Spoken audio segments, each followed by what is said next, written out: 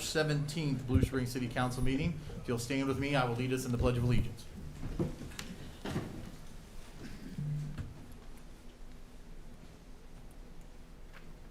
I pledge allegiance to the flag of the United States of America and to the republic for which it stands, one nation, under God, indivisible, with liberty and justice for all. Thank you. You may be seated. Our next item on the agenda is confirmation of a quorum. Councilmember Kaler. Present. Tholen. Present. Rummel. Present. Erickson. Present. Edmondson. Here. Culpepper. Present. Mayor Levisay. Here. We have a quorum. Next item on the agenda is the consent agenda. Do I have a motion to approve? So moved. Is there a second? Second. Any discussion? Roll call. Councilmember Kaler. Aye. Tholen. Aye. Rummel. Aye. Erickson. Aye. Edmondson. Aye. Culpepper. Aye. Mayor Levisay. Aye. Carried unanimously. Next item is we have a very special guest here with us this evening. We have State Representative Ron Fowler here. Council, if you want to join me down front here, we're going to give a few things to it. That's right. Give him a round of applause.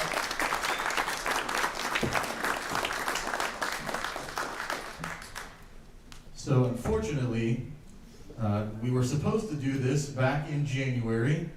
The last day that Councilmember Fowler was supposed to be Councilmember Fowler and not State Representative Fowler was January 6th.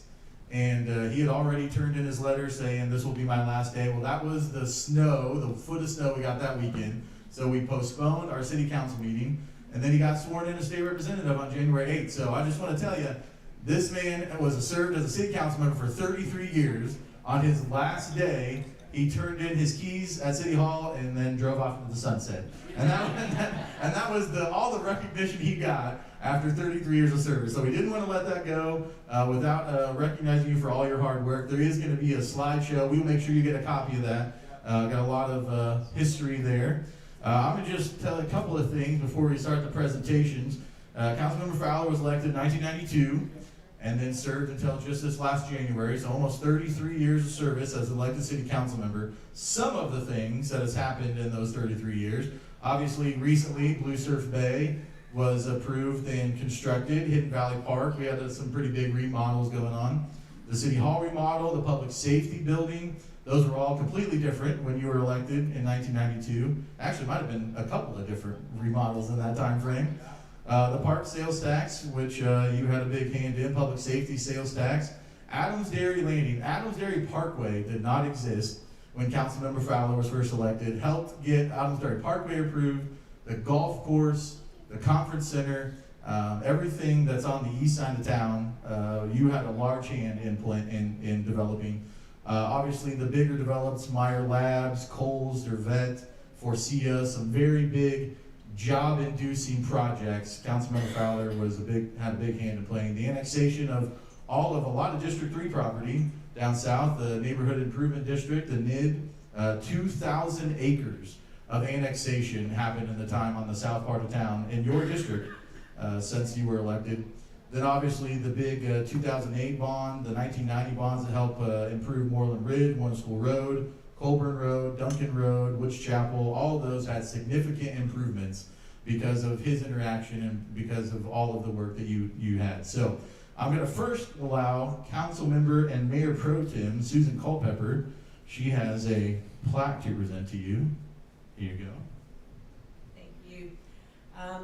Ron and I have known each other a day or two. Oh, Yeah, he's the one that got me involved in all this.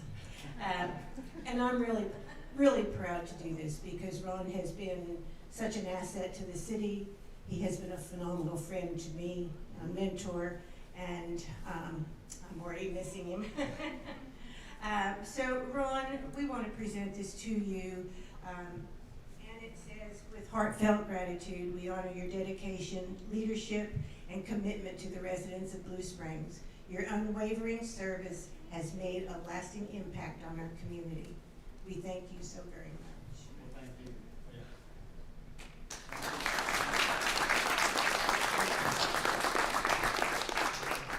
First, you want me to continue? Well, no, I was going to say, Susan and I, when I was first out doing door-to-door in the '92 election, one of the houses I came by was Susan's. Got to meet her at that point, And then once I got elected, Mayor Brown said, "Hey, do you know anybody that'd be good for planning commission?" And I said, "Well, how about Susan Culpepper?" And he met her, and she's been involved with the city as long as I have, really, over 33 years. So much service was on the planning commission, the last 10 here at the council level, and appreciate the warm friendship that we've had over the years, and I know we'll keep working together. We gotta give it another round of applause. So we have a couple other just small tokens of our appreciation. The idea was to give you a plaque to put in your office at the State House. Also got you here, if I can get it. That is a city flag, City of Blue Springs flag. So you can put that in your office, make sure everybody knows where you came from and who you're representing. The council also, this is kind of more of a personal gift from the city council. We might have had some input from a couple of people here in the audience up front here to make sure we got something that you would appreciate, so a gift card from the council. And then I have a proclamation here. We're gonna ignore the dates on the proclamation and just pretend. So I have, whereas Ron Fowler has been serving as a Blue Springs City Council member since April 20th of 1992. He received his honorary pin of 30 years of service a couple of years ago in 2022. Whereas Ron helped approve thousands of resolutions and ordinances to support important city projects, such as many of the ones I already mentioned. He served on numerous city boards and commissions, including Planning Commission, Parks Commission, Public Safety Advisory Board, Solid Waste Commission, and the original Charter Commission. So we have a charter because of this guy. Whereas Ron valued city partnerships with area schools, understanding the vital role education has on our community. He also served on the Blue Springs School of Economics Board. And whereas Ron has been a strong advocate for our police force, supporting the creation of the Community Outreach Unit, and a graduate of the Citizens Police Academy. And it has a little bit of biographical information here. You're a graduate of UMKC, worked at Lake City since 1984, and in your free time enjoys golf, cycling, water-related activities, and of course your children and grandkids. So therefore, Mayor of Blue Springs and Blue Springs City Council do hereby proclaim today, we're just gonna say today, Ron Fowler Day. Congratulations, Councilmember Fowler, State Representative Fowler. There you are. And because this is Ron Fowler Day, there's lots of drink specials around town. You go into any bar today and say you're here for the specials, they, just for you, we arranged, and if you're a fan of like Reuben's or corned beef, there's some specials on that today too, just because it's your day. So. A lot of green today, yeah. I don't know if Fowler's an Irish name, whatever. You got some comments or council? Do you want to go first, or you want to? Okay. Any council members have any additional comments you'd like to make? Jerry? As Susan said, we will miss you. I remember the days of bringing by your city council packet as a police officer. And and I just want to say, just because you're a state rep, you're still the legend. Anybody else? Before I let, all right, Councilmember Harrison. You know I'm going to say this. I probably tried to talk you into running, but your qualifications and your history and your skill got you elected, and for that, I'm really, really proud, if that's an appropriate thing to say. I'm proud of you, man. It's good. We go back a ways, not only just the time I'm on now consecutively, but back when I got appointed to fill an empty seat. And you were the one that kind of explained procedures and stuff, how we run and make it efficient, what we do up here. Everybody's kind of got responsibility and stuff. So that was a learning curve I had to pick up right off the bat, and you were very helpful in that. And so we're going to miss you because you've got a lot of information, a lot of history, and a lot of knowledge that we don't have now because of your absence. So the state benefits by that. We lose, but the state benefits by that. So good luck in the future.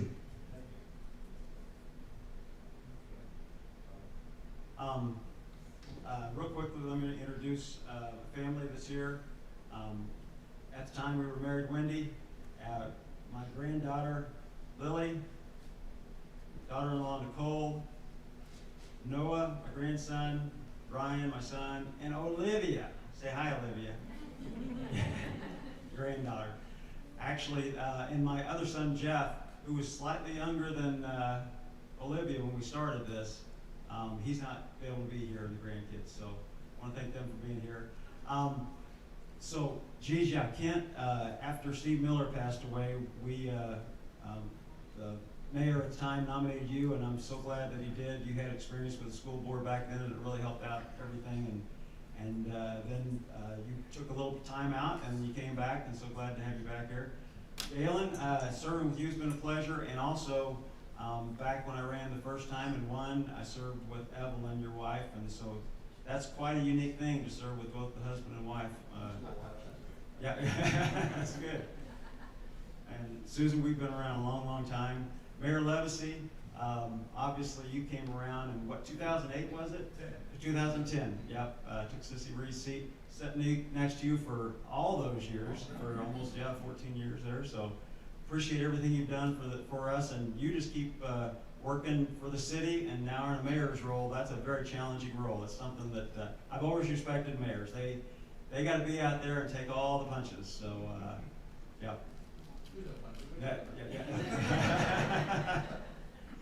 And I never got to work with you, Nick. You're my replacement, but looking forward to everything you're going to bring to the table. Katie, it's been a pleasure working with you in the short time I have. And with Jerry over here, you know, when I started this job, we didn't have the internet, web pages, everything like that. But you know how fast the internet is and everything these days. If you want to know something that's going on in Blue Springs, I found that something faster than the internet is Jerry. If I text him, I will get feedback on exactly what's going on and get status faster than anything else. But an old police officer, he knows how to get it. So, yeah. I guess I'm going to read a couple of comments here. As I step away from the council, I'm filled with gratitude and opportunity for to serve since 1992. For 3 decades, I've had the privilege of working alongside a dedicated team of city staff, elected officials, administrators, and mayors who have all shared a common goal to make Blue Springs a better place. To city staff. City staff is the backbone of our community. Their hard work, dedication, and passion have been the driving force behind the many successes we have achieved. From city services to infrastructure to public safety and parks, recreation, their contributions have been instrumental in shaping Blue Springs and the place we call home. Not kidding, folks, without city staff, it doesn't get done, and they just do not get enough recognition. So as an elected official, I've certainly learned that. To my fellow elected officials, past and present, it's been, whoop, all right. And I've served with an awful lot of past members as well. It's been an honor to collaborate with you in service to our neighbors. The decisions we've made, both large and small, have a lasting impact, and I'm proud to work that we have done to move Blue Springs forward. To the residents of Blue Springs, your trust and support have been the foundation of my public service. Whether it was through conversations at council meetings, discussions in the neighborhood, or simply passing each other in the community, your voices have guided me and reminded me why we do this work. Leaving this role is bittersweet, but I'm heartened to know that the city is in capable hands. The relationships I've built and the memories I have will be with me for the rest of my life. Blue Springs has shaped me as a leader and as a person, and for that I'll be forever grateful.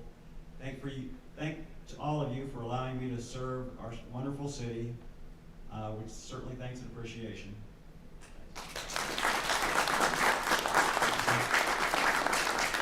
Well, I will just echo the other council member sentiments. It's been a pleasure working with you, and we are at a loss, but Nick is doing the work he can to fill your shoes in a great way, and we appreciate that you're still representing our community. So I was just down there last week at the State House with you, with my 4th graders class, so it's great to still have you representing us, and we will continue to work with you. So congratulations. Let's give him another round of applause.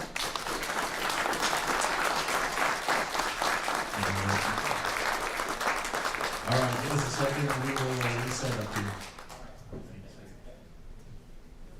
Oh, hey, yeah, let's get a picture. Let's do that. How about that?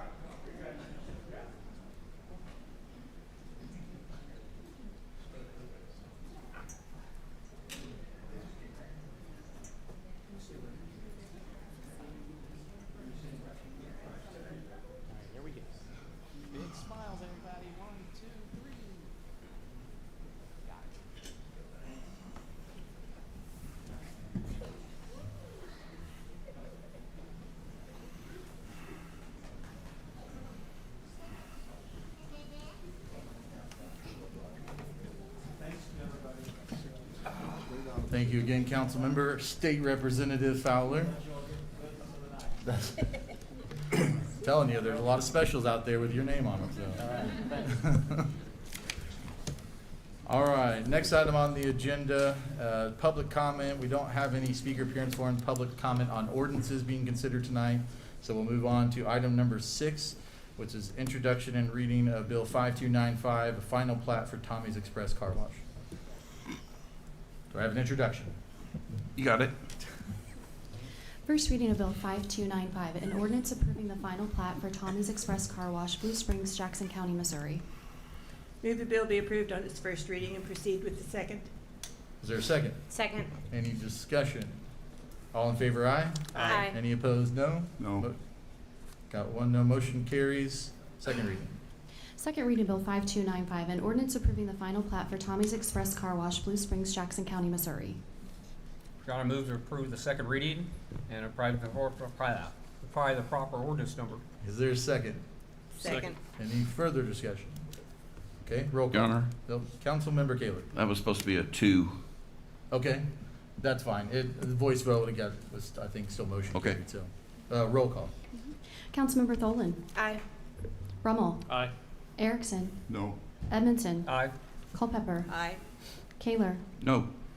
Mayor Levesey. Aye. Motion carries and given ordinance number 5400. Next is introduction and reading Bill 5296, the final plat for flex spaces. Is there an I introduce introduction? Okay. First reading Bill 5296, an ordinance approving the final plat for Howell Park subdivision, second plat, Blue Springs, Jackson County, Missouri, flex spaces 2. Move the bill be approved on its first reading and proceed with the second. Is there a second? Second. Any discussion? All in favor, aye? Aye. Any opposed, no? Motion carries. Second reading. Second reading Bill 5296, an ordinance approving the final plat for Howell Park subdivision, second plat, Blue Springs, Jackson County, Missouri, flex spaces 2. Your Honor, move to approve the second reading and provide the proper ordinance number. Is there a second? Second. Any further discussion? Roll call. Councilmember Brummel. Aye. Erickson. Aye. Edmondson. Aye. Culpepper. Aye. Kaler. Aye. Tholen. Aye. Mayor Levesey. Aye. Carried unanimously and given ordinance number 5401. Next is a presentation from city staff on the Valley Oaks investment deed. Mr. Mallon. Thank you, Mr. Mayor. Bear with me for just a second while this keyboard does not want to work, but I will get there.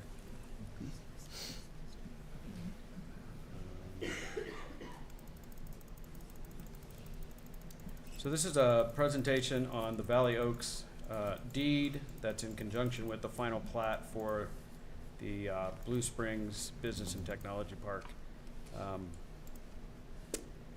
So the Blue Springs Business and Technology Park was brought before City Council last year. It's about 40 acres. It includes roughly a mix of industrial flex space type buildings. It's up off of Northeast 20th Street and Northeast Jefferson Street. It's in between the Forcia development and the PepsiCo, which was Blue Springs Logistics Building. The property is clearly defined, more so. It was originally platted as part of the Forcia plat. There was a leftover chunk of land, lot 2.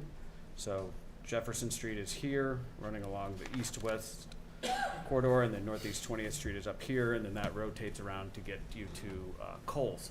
So lot 2 was held for the future development of this industrial park area. And the reason why it was stayed in the city's property or the city's ownership was that it could have been a future right-of-way or a future road to help bridge all of these properties together. And that was back in 2018. Subsequently, the Blue Springs Logistics Park was developed. And as part of that, Northeast 27th Street was created to help serve the developments in and around that area, and it was determined at that time that the city wanted 27th Street to be the better connection street throughout this industrial park area. So here we are. This is the Blue Springs Business and Technology and Industrial Park. This is the Blue Springs Logistics property. This is Forcia, And the property we were talking about tonight is right here, this little kind of thin, what could have been a future right-of-way. So during the approval of the Blue Springs Business Park project, it was determined that the city no longer needed this property because we now have the right-of-way and the road that was built for Northeast 27th Street. And so there is no need for a city right-of-way in this location anymore. There is currently a pretty run-down, dilapidated structure on the property. Under the city code, given certain parameters, the city does not require that us put out to bid or put out to a competitive bid process if there's a unique structure or unique shape of the property, unique location of the property, when declaring property surplus and thus transferring it to an adjacent property owner. We are presenting that before you this evening, is that there really is no use of this property anymore now that we have Northeast 27th Street. There is no need for Forcia to use that property, and therefore, given its unique location, it really can't be developed in any way. In consideration of the developer being willing to tear down the existing structure that's on the property, the city is going to transfer the property to them so they can incorporate it into the overall business park. And so that is the deed that is being presented before you this evening. It's also shown on the plat that is before you this evening. And if approved, then the developer would record the deed prior to recording the plat. And therefore that would clean up the ownership of this property, allow the developer to move forward with the development of this industrial park, and also the city would benefit from having this dangerous building torn down that is on that property.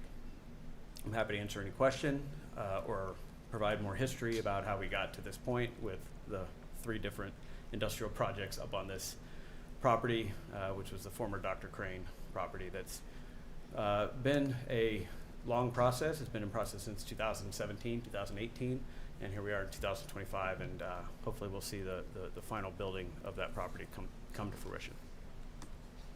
Are there any questions from the council for staff? Councilmember Culpepper. Is that the same property that the billboard is on? No, Okay, it is not. thank you. Okay, thank you for your presentation, Mr. Mallon. If there are no questions, the next item on the agenda is item 9, introduction and reading of Bill 5297 to commit the deed. Is there an introduction? I'll introduce it. First reading of Bill 5297, an ordinance declaring certain city-owned real property as surplus and authorizing the city administrator to sign a deed conveying land to Valley Oaks Investments LLC for land adjacent to the Blue Springs Business and Technology Park, Blue Springs Industrial Property. Move that the bill be approved on its first reading and proceed to the second. Is there a second? Second. Any discussion? All in favor, aye? Aye. Any opposed, no? Motion carries, second reading. Second reading of Bill 5297, an ordinance declaring certain city-owned real property as surplus and authorizing the city administrator to sign a deed conveying land to Valley Oaks Investments LLC for land adjacent to the Blue Springs Business and Technology Park, Blue Springs Industrial Property. Your Honor, move to approve the second reading and provide the proper ordinance number. Is there a second? Second. Any further discussion? Roll call. Councilmember Erickson. Aye. Edmondson. Aye. Culpepper. Aye. Kaler. Aye.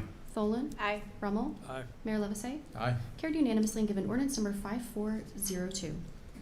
Next is item 10, introduction and reading of Bill 5298, final plat for Blue Springs Business and Technology Park. I'll introduce it. First reading Bill 5298, an ordinance approving the final plat for Blue Springs Business and Technology Park, Blue Springs, Jackson County, Missouri. Move the bill be approved on its first reading and proceed to the second. Is there a second? Second. Any discussion? All in favor, aye? Aye. Any opposed, no? Motion carries, second reading. Second reading Bill 5298, an ordinance approving the final plat for Blue Springs Business and Technology Park, Blue Springs, Jackson County, Missouri. Your Honor, move to approve the second reading and provide the proper ordinance number. Is there a second? Second. Any further discussion? Roll call. Councilmember Edmondson. Aye. Culpepper. Aye. Kaler. Aye. Tholen. Aye. Rummel. Aye. Erickson. Aye. Mayor Levesey. Aye. Carried unanimously and given ordinance number 5403. Next is item 11, a presentation from Flaherty and Collins Property. We have a proposal for city-owned property, the former lumber yard. Looks like Mr. Mallon, you're going to kick us off here. I am. Thank you, Mayor, members of City Council. Good evening. Tonight you will hear a presentation from Flaherty and Collins Property Group regarding their response to the request for proposals, or RFP, that the city issued back in September of 2024. I will get here eventually. I'm not sure what is going on.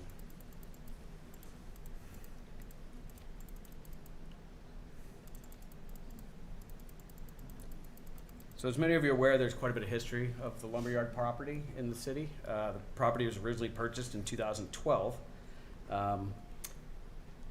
It has been used for a variety of city functions over the years. It housed the city's courthouse and city council meetings and planning commission meetings for a number of years while this nice facility was being constructed. It also served as the home of city development, or community development and utility building and economic development, while City Hall was being renovated back in 2018, 2019. After that time, the city decided to see what development interest there was on the property. We issued an RFP in both 2020 and 2021, which didn't really yield a lot of feasible proposals. And so the city kind of has, for better or worse, sat on the property until the right time was to put another RFP out. So as you're aware, we completed the downtown master plan process in the fall of 2023. It was approved in March of 2024. And then shortly after there, the mayor appointed the downtown master plan implementation task force. And one of the key recommendations from that task force was to issue a new RFP for the lumberyard property. It's about 3.5 acres, just west of the railroad tracks, south of Main Street. Very prominent property, has a very large potential to be a catalytic development for the city. And in September, we issued a new request for proposals. We received 2 responses to that, one from Lux One Property Group and the other from Flaherty and Collins.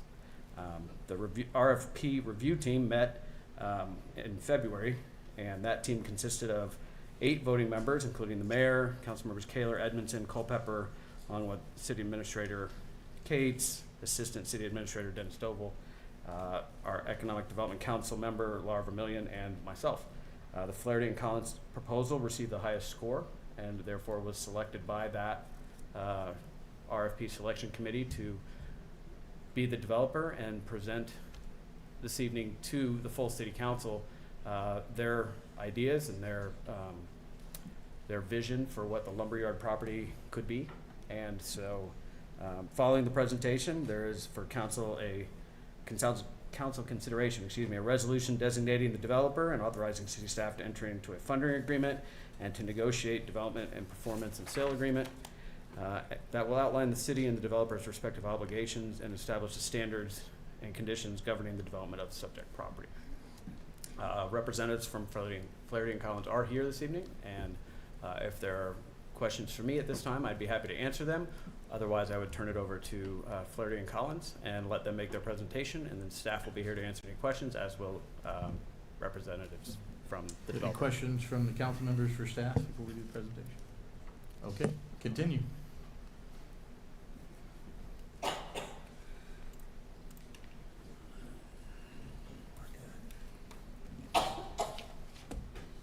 Evening, everybody. For those of you I haven't met, my name is David Wingerson with Flaherty and Collins Properties. To my left is Michael Goslingo, Rob Welker, and Kevin Berman with Hayford Welker Architecture. I want to start this presentation by mentioning what you're going to see tonight is conceptual. There's room for this project to evolve. Obviously, this was our first crack at an RFP process, so we still need to take into consideration the city's opinions, the community's opinions, and other stakeholders' opinions. So keep that in the back of your mind as we kind of go through this. May this I ask you to presentation. speak closer to the mic, Yeah, please? sorry, is that better? Thank you. Well, people will be able to hear. Yeah. Thank you. You could actually pull it over. Better? We'll Okay, try it. next slide, Josh. Can everybody hear me? Yes. All right. All right, so today we're just going to quickly go through kind of our team and our experience, as well as the proposal that we put together for this project site. Next slide, Josh. Next. So our team at Flaherty & Collins, we're led by David Flaherty, who's our president and CEO. My name again, David Wingerson. I'll be the developer project contact. We also have Ryan Kronk, who's going to be involved in this project as well. Brandon Bogan leads our design team, so he oversees these guys sitting to my left. We're a little bit unique of a development company in the fact that we do development, construction, and management all in-house. So for this project, we would hire a local general contractor. However, they would be overseen by a Flaherty & Collins project manager to make sure construction goes smoothly. And then Michael Collins, after it gets built and we're starting to move people in, Michael Collins and his team kind of takes over and they'll run the property management for the foreseeable future. As far as the Hafer-Welker team goes, I'll let them introduce themselves in a second, but you can see the project team members up there. Next, Josh. Thank you. Flaherty & Collins. We've been in business for about 30 years. We developed 22 million square feet. This 1.1 trillion, after our interview, we got with our marketing team and kind of said, what the heck is this 1.1 trillion number? That's actually supposed to be 2 billion. So we've done 2 billion in development. That's 17,000 units, 105 properties developed. We specialize in mixed-use infill properties similar to what you see today. And we have both a market rate and an affordable housing side of our company. Next, Josh. Experience-wise, these are current states that we manage in. So you can kind of see we are a national firm. The company is based out of Indianapolis, Indiana. I am local. I'm a Kansas City guy. Grew up in Gladstone, Missouri. Have been in Kansas City pretty much all of my life. So very familiar with the local area. Very familiar with Blue Springs, having grown up in the region. Next, Josh. These are just examples of projects that we have done across the country. So as you can see up here, the Yards, the Helm, Union, Berkeley, and the Heights, and then forthcoming is Bellwether. Those are all Kansas City projects. The rest of these are similar projects to what we proposed, but in different markets across the country. Next. Public-private partnership experience. This is kind of where we hang our hat. This is not an all-encompassing list here, but you can see the various tools that we have used to get projects done. A lot of times these infill mixed-use projects are hard to finance, they're hard to get done, and they carry large gap numbers, right, which we'll get to in a little bit. But to date, on the projects on the slide, you can see we've done about 1.3 million in total development costs. Total incentives received are about 382 million. The other thing that's not mentioned on this slide is the fact that all of these properties are in different locations, so we're well versed and well experienced across the country in how to use various incentive tools. Financial partners. So we, being in business for 30 years, we have a lot of financial partners. Kind of our typical process is we go out, we procure construction debt from someone you see on the screen. From there, we'll build the property, we'll stabilize the property, and then we go to the permanent markets, right? For this project, we don't see finding construction debt to be an issue. And we will lean on these relationships that we've built over the past 30 years to make this project happen. Next. And then I wanted to focus on one property specifically that we've done in the market. This is Gladstone. It's called the Heights at Linden Square. 228 units. It's a mixture of studios, 1 bedrooms, and 2 bedrooms, and it's got 10,000 square feet of commercial space. If you're familiar with Summit Grill or 3rd Street Social or any of their concepts, there is a Summit Grill that takes up that entire 10,000 square foot space. So we'd be looking for a similar tenant for this property. So just some quick facts on this property. We got with our management staff and found out that each unit houses about 1.5 residents. The average age of the property is 33 years old. 36% of the residents are between the ages of 20 and 30. And kind of the goal of Gladstone when we developed this project was, hey, how do we bring people in from outside of Gladstone? So when we opened this project, we found that about 50% of the residents were coming from outside of the Gladstone area, moving into this property, and then when they left, about 50% of those people stayed within Gladstone. So it was a good way for Gladstone to attract and then retain residents within the city. The other piece of this property that's not mentioned on here is we have, I think it was 45 residents who have stayed with us for in between 5 to 10 years. So that speaks volumes to our management staff, how we manage properties, so kudos to them. On top of that, attracted businesses that came after we built the apartments. You've got a Fairfield Hotel, obviously Summit Grill within our apartments, Stone Canyon Pizza, Overflow Coffee, and iWorks, which, if you're not familiar, iWorks is a co-working space. Next slide. So from here, I'll let Rob Welker come up, introduce his team and their firm.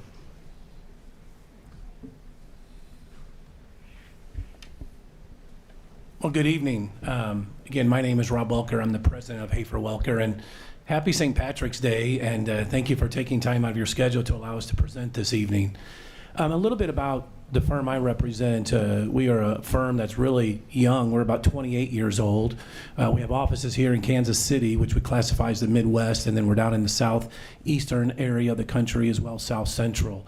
We do work coast to coast, and we're primarily into 4 market sectors.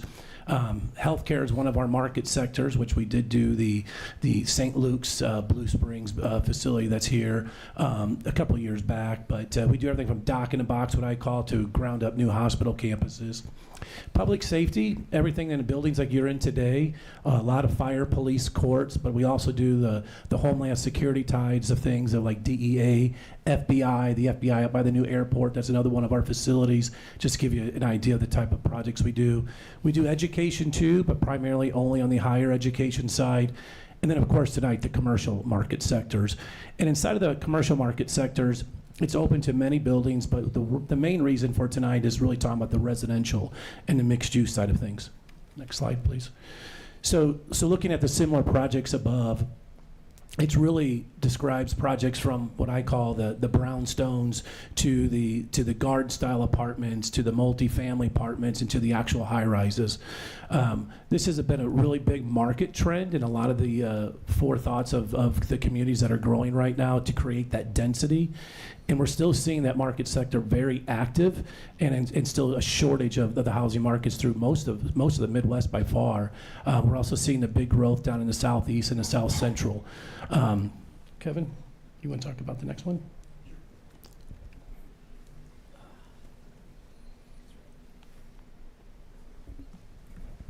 Good evening. So the project of View is in downtown Overland Park, and we chose to feature it on the architectural side because it's so similar to the building we submitted and its goals for the community of downtown Overland Park. It's about 210 units, it's a 5-story building, it's got retail on the ground floor, and it's really there to support downtown Overland Park. It's not a building unto itself, self-containing all the different uses in one building. You know, there's a farmer's market in downtown Overland Park, there's coffee shops, there's bistros, there's bars, there's restaurants, and there's a really nice walkable streetscape. And so when we approached what we thought we would do in our submittal for your city in Blue Springs is to try and create the same stimulus for growth, which is to bring people downtown, to create a street front that extends the community street front, downtown activity and glass, and a lot of transparency is really important on the ground plane, that commercial, not transparency. And to really just be a stimulant to unite the pedestrian fabric of downtown Blue Springs. So we think it's a very exciting thing we're doing with the 210 units. Is going to bring a lot of residents downtown. We've done a lot of walking up and down Main Street to see the different buildings already there, Scout Coffee, the church across the street. You know, there's a little bit of distance to the Main Street, but we think by strategically placing commercial use will enhance pedestrian activity. And we had a lot of good conversations with the board during our presentation about other potential programmatic elements that might happen on Main Street. And we'd really like to think about this project as the catalyst of a whole that's greater than just this building or downtown, but stimulus for this whole Main Street corridor. And I don't know if you've had a chance to be to the View or downtown Overland Park. I know you guys really did your research to look at other communities that looked for buildings to help stimulate growth and complete downtown areas, but this is a very good example to look at if you want to compare it and what the community received with this building and we're proposing for Blue Springs. I keep going a little bit. So sustainability is depending on who you talk to, there's a lot of different things you hear. We do it with every project we do. Some of it's just smart design, some of it's requirements of energy code. Part of it's using sustainable materials. the software our firm uses, evaluates energy consumption. It helps dictate the kind of insulation we use. And, this slide it's got a lot of data in it, but we take it seriously. We do reporting. We're, working towards zero carbon emissions. Buildings are probably 35% of increased carbon in our environment. So the architectural community really is taking seriously our contribution, hoping to have less of a contribution to greenhouse gases. So that's just a little bit about our firm and what we do throughout all our projects and what we'll do on this project as well. Michael? Thank you. You go to the next one. Hi, I'm Michael Goslinga with Hafer Welker, principal and partner there. So one of the things we think is really important to every project, and we absolutely, and we made a big deal about this, and we've kind of mentioned it even a couple times here today, is sort of a robust and an engaged design process. And so what that means to us is, and many of the reasons why we're showing some of these really good examples is we want to engage the community. We want to engage the leadership of Blue Springs in as a part of this process.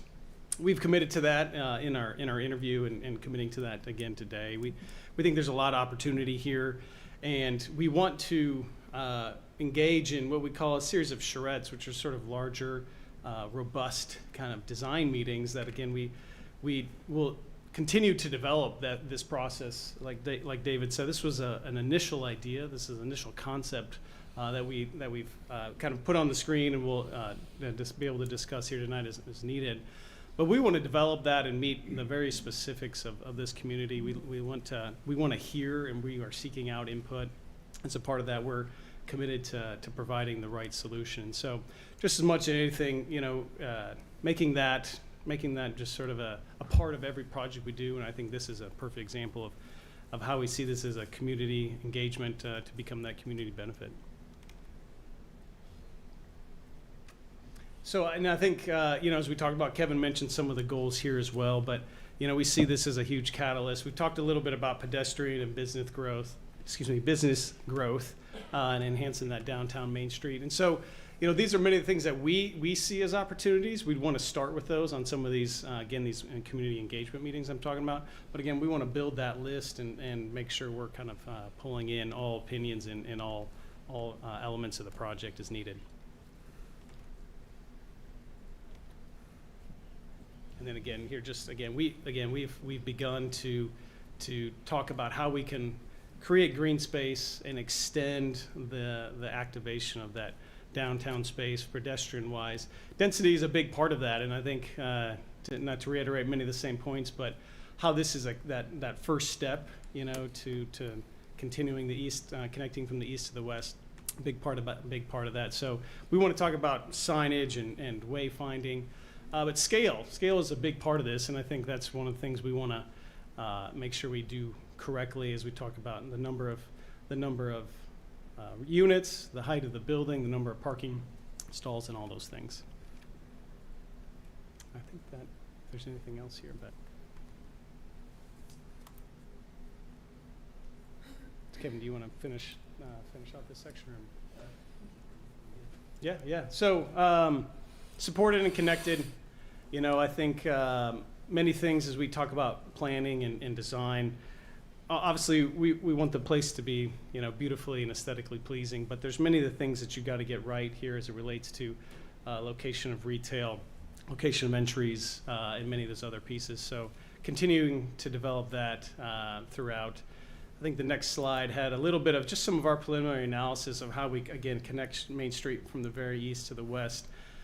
Many different elements that are there. Some are historical, some are more modern. We see this project needing to really balance that, being able to speak to the past but also look to the future of the city and of the downtown element. So, as designers, we're gonna really keep that in important. Elements of public art are throughout, are a big part of this, and so again, how we can create and incorporate those into this project, we think are important discussions. And I'll let you speak to that. We have a really big team at Hafer Welker, and obviously we do a lot of collaboration. So you're hearing from a lot of us, and this is a long presentation, I know, but you have all the slides from our original presentation, so we're hitting them all, and please let us know if you have any questions. So the design we submitted, reflects the kind of density we thought was the right approach for the city, and what we thought the market could absorb, and what we thought would be good for the community. So it's a 5-story building. It's kind of a taller building. It's 210 units, but 5,000 foot of commercial and about 8,000 square foot amenities. The amenity package for this building is going to be state of the art, and like any other building, you'd see a new building going up any city now. Pools, courtyards, outdoor grills. We're still building the amenity package incomplete, but we want to bring in folks who would choose to live here, not just for the community, but because the building has everything a new multifamily building should have. I think everyone's kind of familiar with the site, the way we cross the tracks on the east edge. This is the corner as you're looking back. The building lines the street, trying to make architecture create this urban presence. So you can see it's 5 stories, so it's got a lot of mass, but on the ground plane, there's a lot of transparency, a lot of glass. And as you walk up and down Main Street, there's a lot of interesting articulation. It's kind of hard to appreciate at this scale, but there's some interesting motifs around entryways, different uses of color, park benches, areas to sit, nice floral arrangements, things like that, and it's not all just one character. And so that Main Street is a night shot, I know, but we plan to take a look at that on the ground plane. And you can also see on the right, they're kind of white boxes, a little unarticulated, but we're also showing townhomes on one of the sites that are part of the RFP, on those white boxes on the right, on the other side of 14th Street. There's a couple of different uses we suggest in our proposal. It could go as townhomes, suggested maybe it'd be a nice place for a business, and so we'd still like to talk to your community about what that might be. And it could just become a park if everyone feels like the most value for that small site where we're showing the townhomes, maybe a community park would be nice. Okay. So this layout's much like the one you had in your RFP. We kind of took guidance from that. There's a little separation between the buildings that you can see here, the one on the north and the one on the south. The north building has our, the retail street front on Main and the amenity space for the multifamily building. And then the building on the south is all housing. And you see in the purple box on the other side of 14th Street are the townhome site. And a couple of other options are a little bit later in the presentation. A balance on the rooms. So the majority are 1 bedrooms. We have a pretty high level of 2 bedrooms at 30%. I say a lot of different denser urban environments maybe have a higher percentage of studios than we did in this project, because we thought in this community I want to see a decent number of 2 bedrooms, people living here versus the 70% studios we might see in downtown Kansas City. So we're sympathetic to what we think the right market and unit mix would be, and it's on the higher end of square footage per unit you might see in some tighter urban developments. We think it's the right spot for Blue Springs. And these are some of those other options. It shows a park. It shows maybe a beer garden. It's really the main purpose of this slide, is to show the different potential uses, and there are many that could happen on that site. This is a gateway moment as you're heading. I think that's is that west on Main Street, and we've kind of created the illusion of a building on the other side of 14th Street. Main Street right now, it's trying to have a gateway presence, and so the building on the north is not part of this RFP. The RFP is all on the south side of the street, but we can vision a future. And I think your RFP also shows that, of something happening on the other side of the street to create that gateway moment. So you have architecture on both sides of the street, tree line on both sides of the street. You can see we created an outdoor seating area for a commercial use on the corner. So something that draws people to this site and connects it to the other side of the street. Now, one weakness, I'm already criticizing our own work, but Scout Coffee's on the other side of the building, and so some erosion to the building, stepping down, introducing and not hiding that particular, is very popular. We came here one morning and a car stopped there, another car stopped there. Pretty soon half the community was having a cup of coffee, so we went in and there were some people from that local hospital doing compressions on a dummy. But anyway, the building needs to respond to the community on the north and the south, east and west, so that's how we're visioning it. Talk a little bit about material use. There is a lot of brick in Blue Springs Main Street, but there's other materials. Like I said, there's some wood detailing, some stucco detailing, all brick, probably kind of overkill for 5 stories of brick. So I see a variety of materials and interest throughout the building. And you know, just kind of a lower level shot. You can see the degree of transparency we're proposing on the ground plane. These are just a lot of pictures of outdoor amenities. Yeah, you want to take over? Sure. Thank you. So these are projects that we have done. So these are outdoor amenities, unit finishes, interior amenities. One thing I will say, our kind of development process, we allow the cities that we're working in to be as involved as they would like to, or as uninvolved as they would like to. So, for example, in Gladstone, I think they got into the detail of picking out cabinetry and what type of cabinets and maybe countertops were going in their units. So in terms of how involved the city wants to be or stakeholders, we take input from everybody. So that's big to us. This is in your community, right? We're building this in your community. We get one chance to do this thing right. The city gets one chance to do this thing right. So having more input on how this thing looks, feels, and interacts with the community, the better. Next slide. We'll get into the financials. So this is kind of a summary. So 212 units, as we've mentioned. Total development cost is a little over $57 million. That's about a $270,000 cost per door. The developer contribution, which would be any sort of construction debt, equity, fees, anything that gets contributed from us directly, is just under $36 million, and the municipal subsidy is about $21.5 million. So on the next slide, we'll go into a little bit more detail. So for us, when we look at the gap or subsidy amount, that $21.5 million number, we're looking at it as a return on cost. So for this project to go forward, we would need a 7.15% return on cost. You can see without that, without the subsidy, we're at a 4.47% return on cost. And the way we kind of calculate that is we take our income, divide that by the yield, so that return on cost number, and that gives you basically your maximum allowable cost. Now, the total development cost and the maximum allowable cost necessary to hit that yield, that makes up your economic gap. So that's where that $21.5 million number comes from. But you can see these are just proposed incentives. We haven't done anything. This is just kind of stereotypical of how we would look at something like this. There would be a land contribution. We do recognize that we do have to pay fair market price for a portion of the property that was purchased with the block grant funds. So we will be doing that. If you were to contribute the rest of the land, we have it valued at $1.8 million, 25-year, 95% tax abatement. The present value of that is a little over $7 million, which would leave us with basically an additional equity gap of $12.5 million. So what we would use to fill that $12.5 million could come from additional city funds that we may not know about, that the city knows about. We've done loans from cities or states or communities, federal grant dollars, state grant dollars. We basically turn over every rock.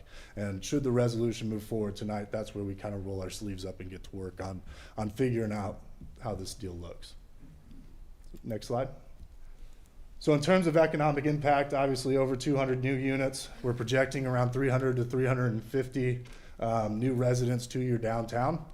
Now, what that means is you're going to have an active, enhanced, walkable, urban lifestyle for your downtown. Blue Springs already has a very good downtown. As Kevin mentioned, Main Street is incredible. We want to just enhance that, right? This project would be an anchor for downtown Blue Springs, and we would do an additional 5,000 square feet of commercial space. This is just the sales price. So in total, we're projecting about $2 million in the sales price. As mentioned, you know, one of those economic incentive tools is to get the land at no cost. So that's something we would evaluate in the next steps with you all. So in summary, you know, why Flaherty and Collins? Well, 30 years of experience. We've got a robust team that has done a large number of these projects specifically like this. We're long-term holders as well. We're not going to come into your community and not be a part of your community. We view this as a long-term relationship between us, the city, and the community. We focus on pioneering projects, so if you look at the types of projects we've done, you'll notice that none of them are really the main and the hottest market in the country, right? We specialize in these types of projects that are often more difficult to get done. They're often more challenging to finance, and we're able to execute them. And lastly, this is a catalyst for future development and investment in Blue Springs. I don't think it comes as any surprise to anybody that if you put more residents downtown, it'll help the businesses, it'll help the community grow, it'll attract new businesses, and it'll attract new investment. So with that, I think we'll open it to questions. Questions from the council? Councilmember Culpepper. Yes, there were a couple of things. Some of us were able to see your product, which Yeah. that was great for us. I like visuals. Can you explain the Class A plus? I know we're talking about Class A plus, and I think it's important that everybody understands what that is going to be. Yeah, so when we look at properties, the majority of market rate properties we develop are within that Class A plus. Some people call it luxury. So you're just looking at better finishes. You're looking at a nicer all-around product. And this also goes to, in terms of our long-term ownership, we design things differently because we are long-term holders. A lot of times if you get a merchant builder, someone who flips a property, they take shortcuts in certain areas. We don't do that, right? So what you're gonna get is exactly like you saw. It's gonna be stainless steel appliances, quartz countertops, upgraded custom cabinetry, things like that. The other thing I just wanted to make a point of, we talked about connectivity and to items like our Central Park. Yep. And that's really important that we have that. So I appreciate you putting that in there. Yeah, absolutely. I know the Hafer team looked at that as well, and it was a big key for them too. Councilmember Tholen. What's the time frame of start to build to finish? Yeah, so from when we start, this is about a 24-month construction period, start to finish. We would probably open the first units with a goal of opening those within 18 months so that we could start moving residents in 18 months in the process. So it would be a phased opening per se. Now that this is two separate buildings, there's a pretty unique way we can do that. So overall construction timeline would be about 24 months.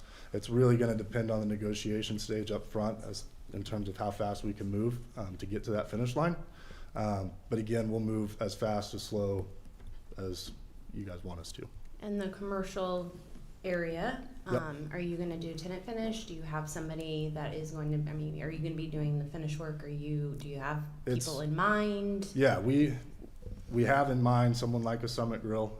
We're obviously open to feedback from council, community, whoever may want to be involved in that process. Typically we build core and shell, and about 16 months in is when we start kind of actively marketing that space is available and ready to lease. Councilmember Brummel.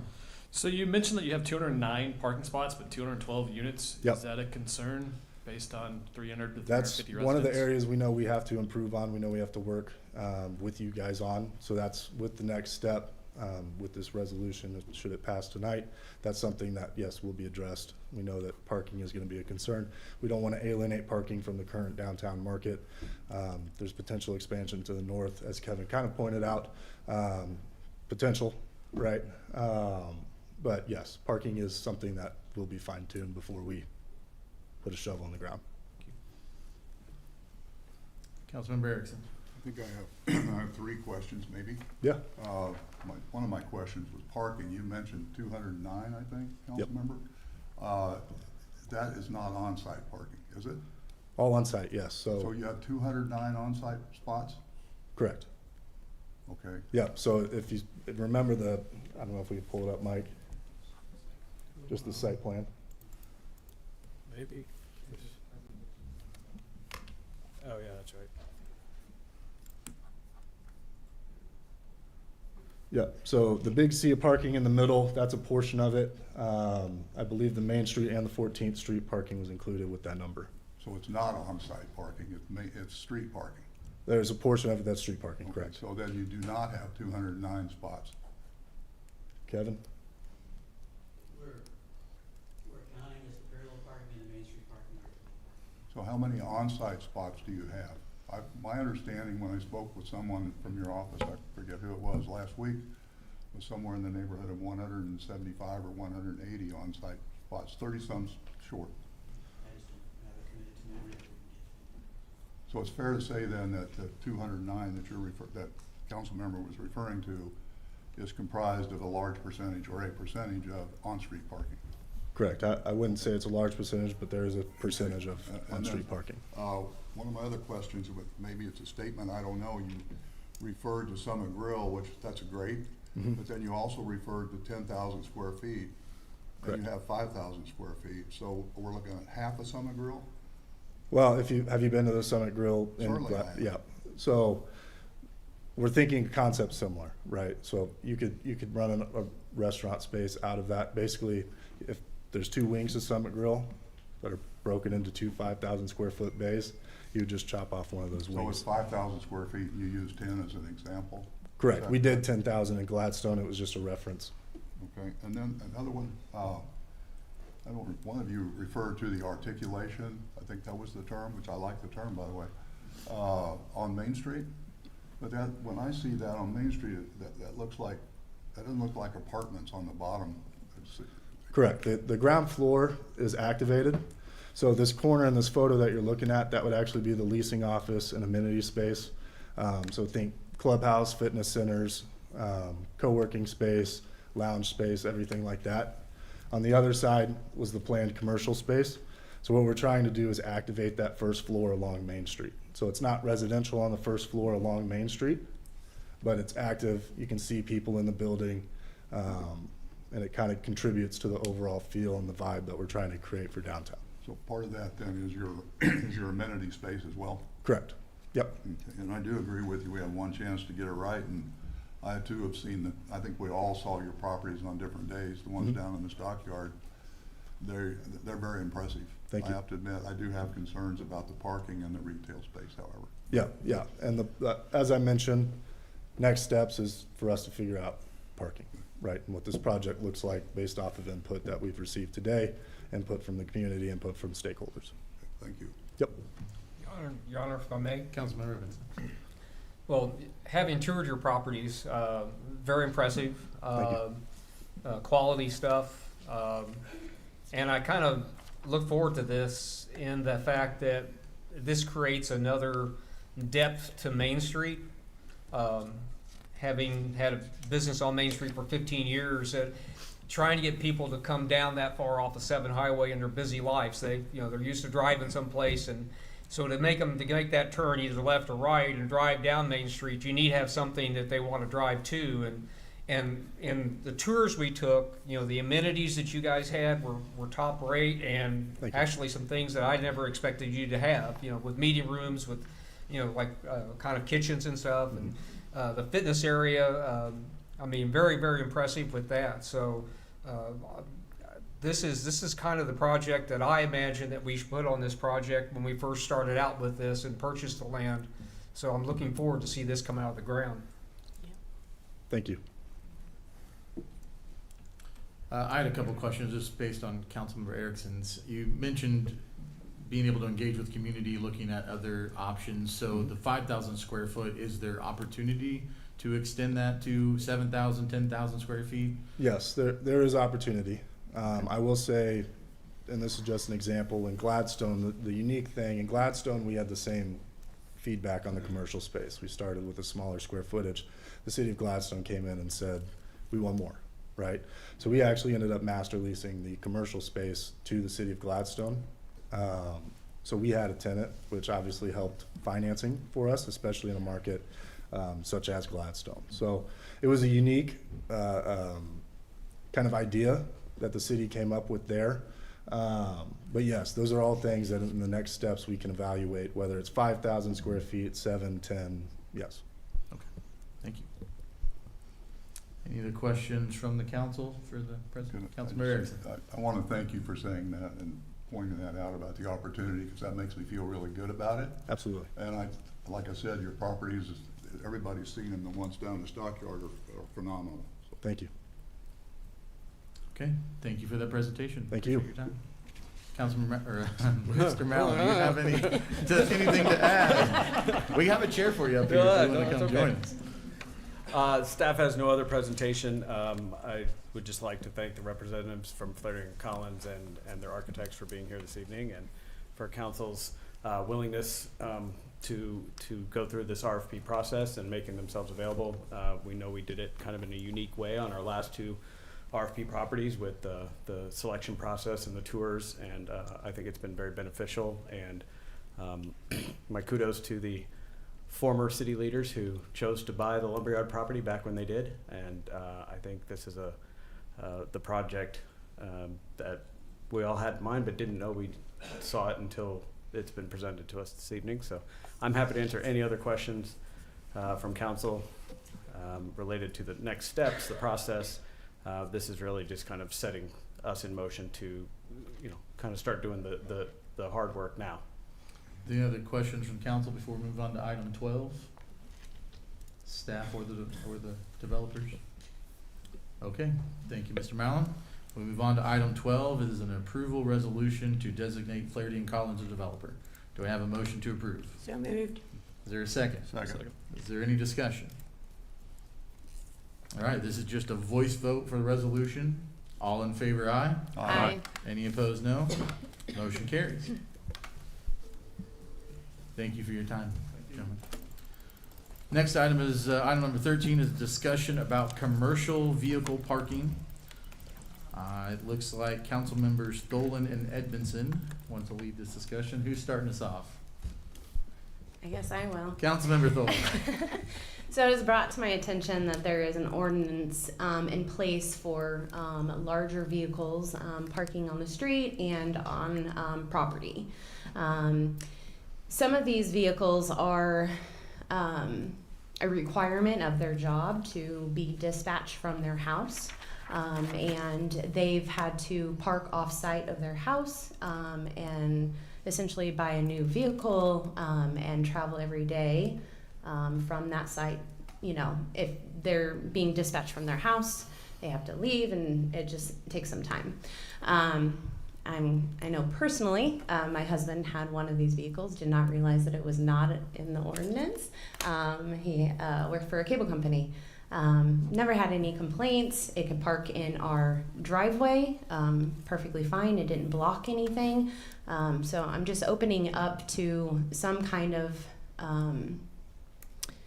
something that we can lean towards that would allow some of our residents to, especially if they're dispatched from their house, to be able to be dispatched from their house. I understand, we don't want businesses, multiple vehicles running out of their house. I respect the HOAs and having their say in their areas. So this is mainly for people that are outside of those HOAs. If I may, Your Honor. Councilmember Edmondson. I'll add in on this too. We're not looking at like a fleet service type deal where you have multiple units. They're single units. And as we all know, since COVID, a lot of things have sized down as far as not having large warehouses and large plots of property that you could park vehicles in.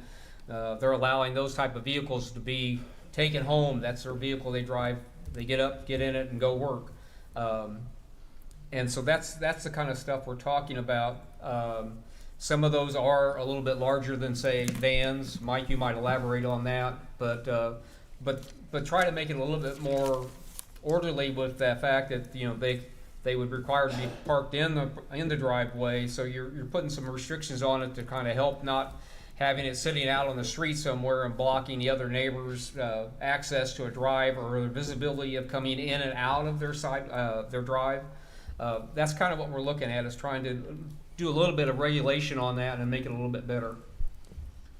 So if I'm understanding correctly, this is for parking in driveways, not on the city streets, Correct. or is it both? And Mike, do you have that picture?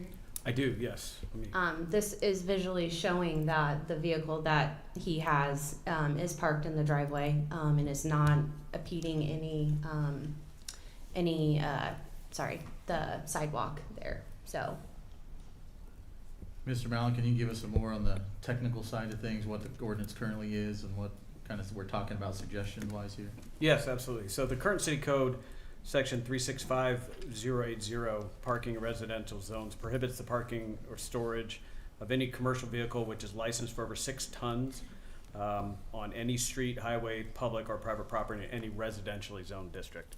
And that can include such vehicles as certain size flatbed trucks, dump trucks, utility wreckers, boom trucks, bucket trucks, tandem axle trucks, cab and chassis trucks, things of that nature. And so the example that I was just shown at the request of Councilmember Tholen, that would likely be prohibited based upon the gross vehicle weight.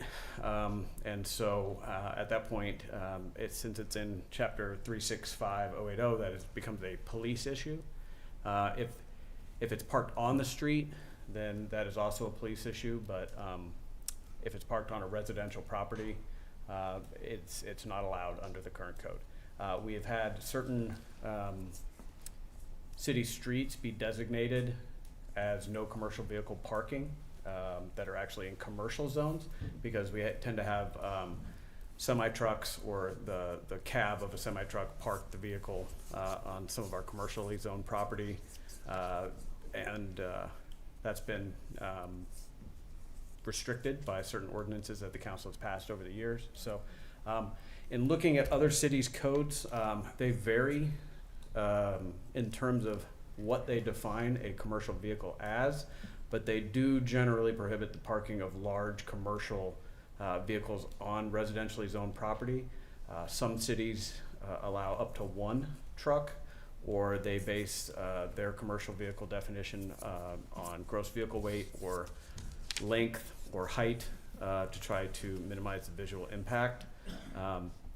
But generally speaking, most cities tend to limit it in residential properties, I believe, to try to mitigate the visual impacts of having large commercial vehicles in a neighborhood. So this would certainly be a change, and trying to come up with the correct, if so directed by council, for staff to come up with the appropriate allowances while still preventing an over inundation of these types of vehicles.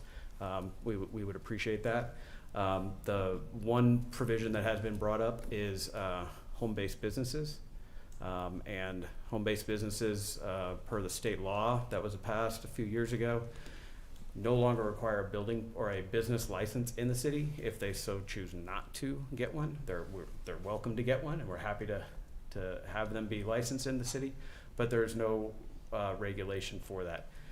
The home-based business, according to state law, has to be no impact, which means you can't see any of the business actually happening from the public right-of-way.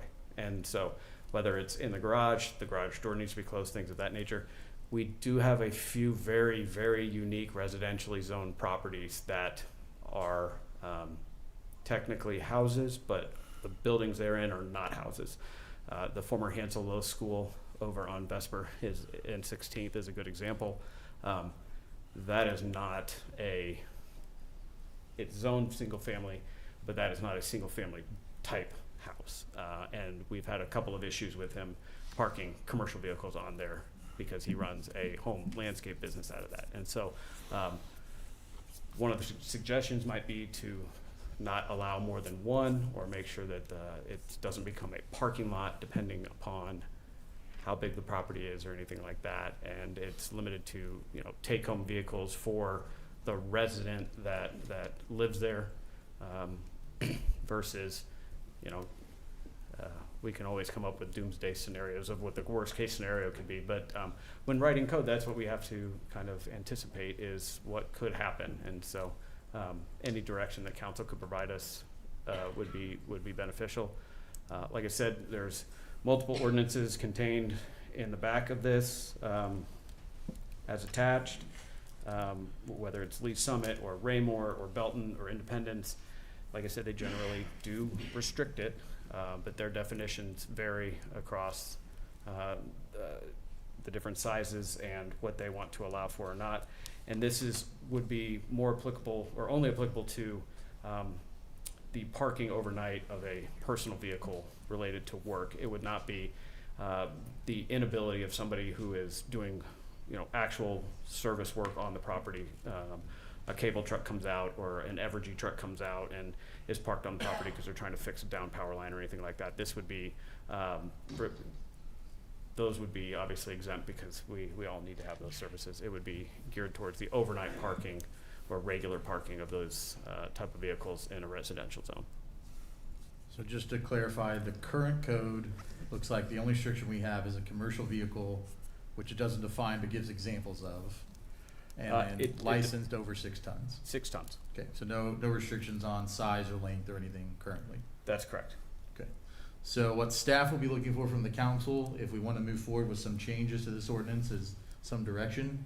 So this is on here as a discussion. Is there any other feedback from council members on this issue? Councilmember Culpepper. Okay, I've got a couple of points I think I need clarification on. If you drive a truck down the street, I can't tell you if it's 6 ton or 20 ton.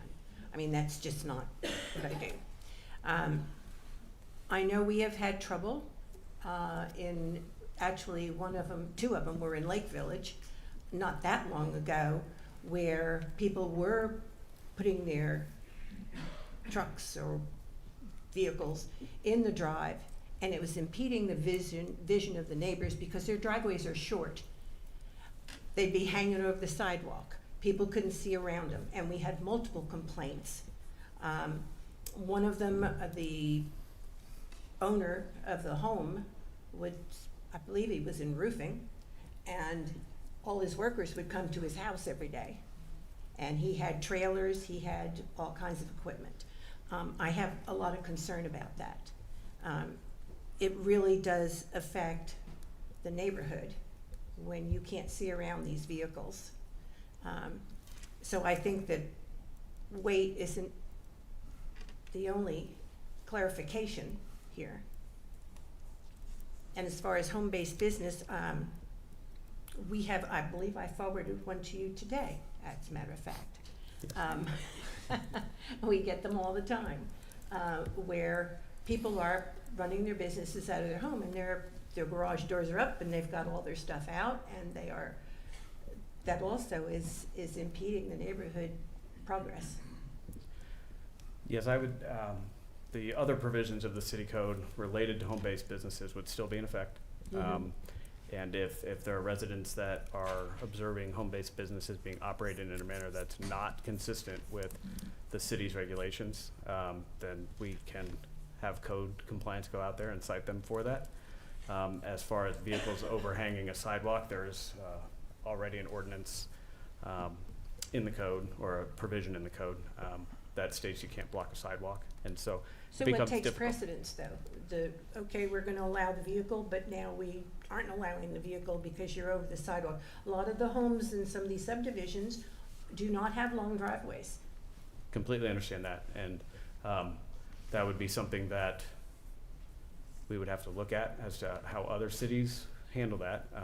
My general belief, and in reading other cities' codes and having lived in other cities, is that no city really allows any resident to block a sidewalk, whether it's from a Ford Taurus or a Lincoln Continental or a larger pickup truck. That truck or vehicle needs to be parked fully within the property and not block any sidewalk access.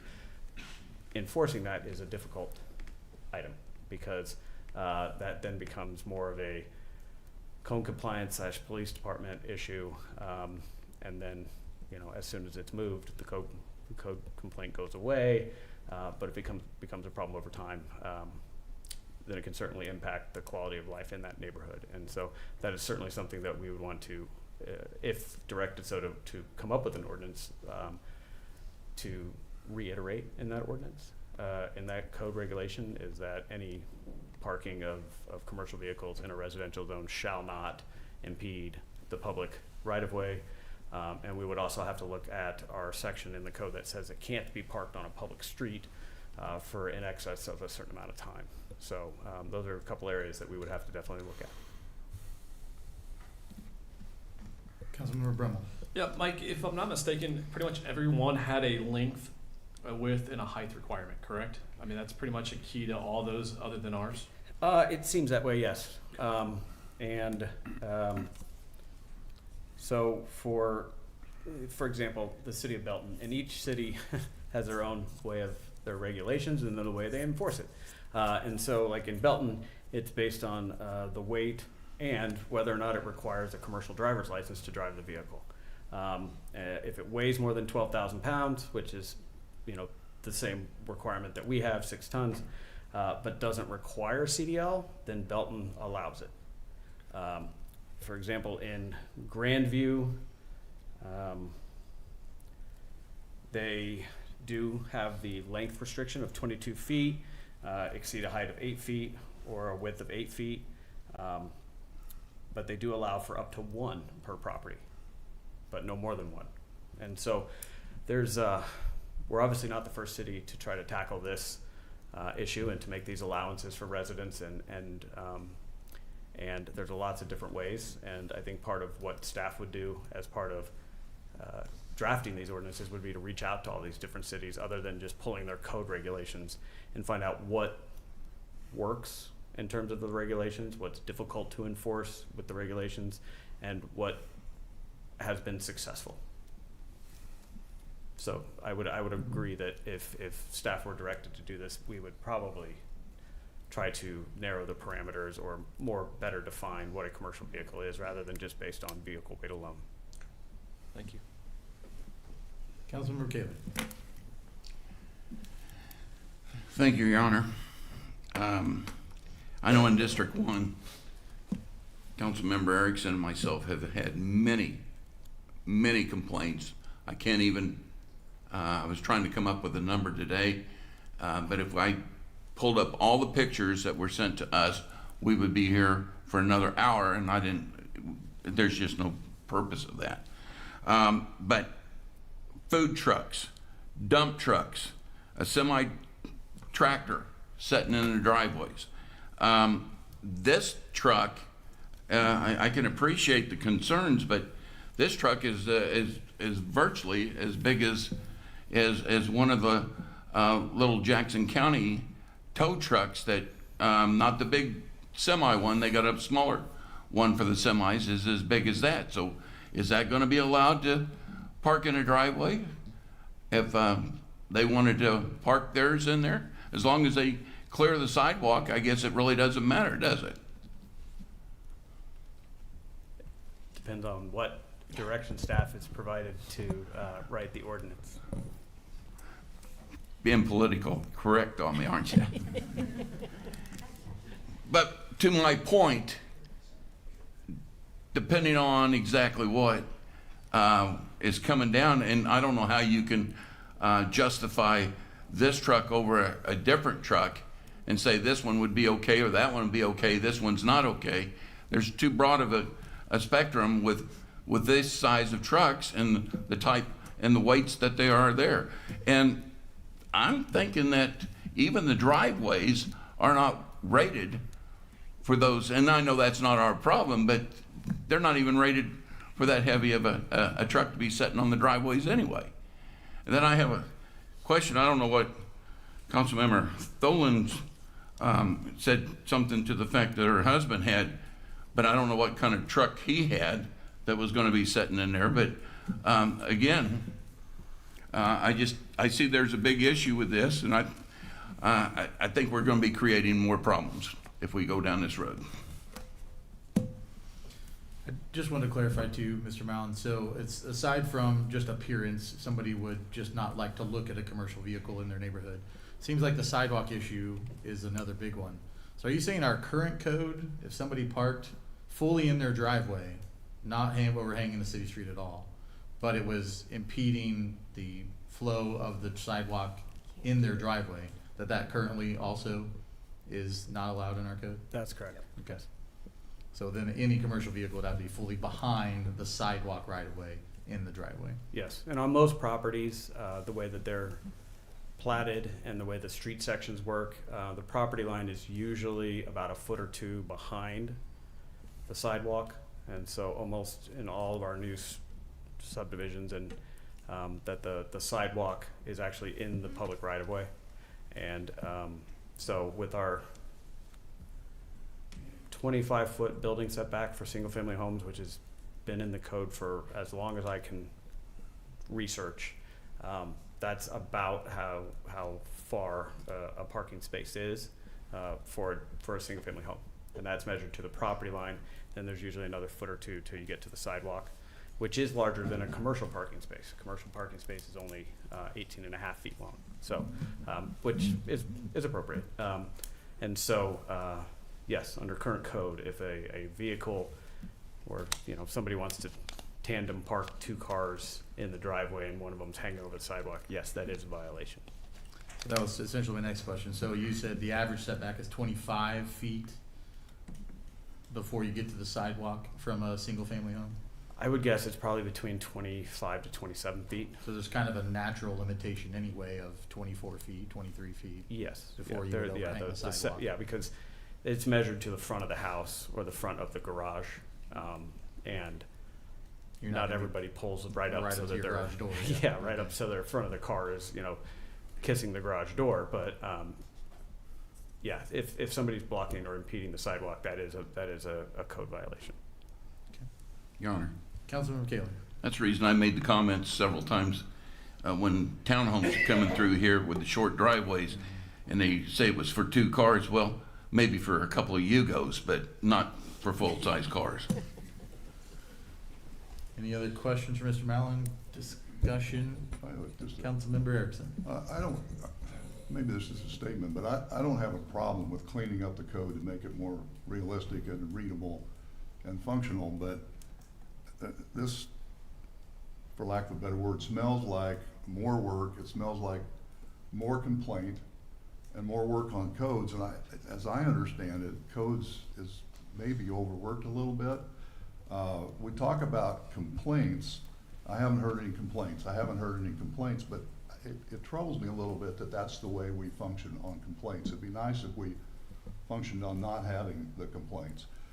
I do have a little bit of an issue, or a lot of an issue, when we mention HOAs, because that creates a relationship with the residents in a homeowners association area to drop the conflict down to them. And I've said it 100 times and I'll keep saying it, and it's trite, but I don't believe we should abdicate the responsibility to the HOAs.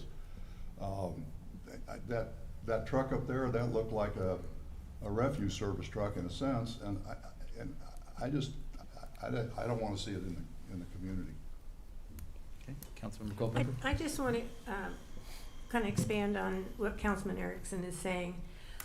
We talk about HOAs versus non-HOAs. We want what's best for the entire city, regardless if they're in an HOA or not. And I think that's how we have to approach this. Okay. Well, if I'm Councilmember Edmondson. In my addition, which there's 152 houses, I think, in my addition, there is 3 commercial vehicles that 2 of them are parked on the street and 1 of them is in a drive. And they're not as heavy as the example that Mike put up there. They're Sprinter vans, that type of vehicle. They would fit in the drive, not impede the sidewalk. To me, when we discussed this, it was maybe to come up with an idea where it had to be fit within a certain size. 8 feet height that's an old figure from way back, because now vans they're 10 feet tall. The Sprinter vans that they use. So that's what we were thought about, is maybe trying to modernize a little bit with the code to where you could still kind of regulate what goes on, maybe reinforce the fact that, you got to keep the sidewalks clear, but make it a little bit more convenient, lower the amount of miles on it, because if you've got a vehicle that you're driving that it's not allowed in the residential area, you've got to put it someplace. And then you have that added burden onto it, plus the gas going there and going back, plus the other issues with, it makes it a the theft of something, if you've got it sitting in a storage lot, there's an opportunity for somebody to break into it. So we're just trying to address, maybe try to help out some of those small businesses that are dispatched out of their home. Next step would be looking for a motion from somebody regarding something from staff, unless nobody has any interest. I would go ahead and move that staff look at it. I know we're asking staff to do a lot, and in my experience, when we challenge staff, staff comes up with a good solution. So I think we should go ahead and do that. So I make a motion to have staff go ahead and bring back something that we can maybe look at and actually vote on.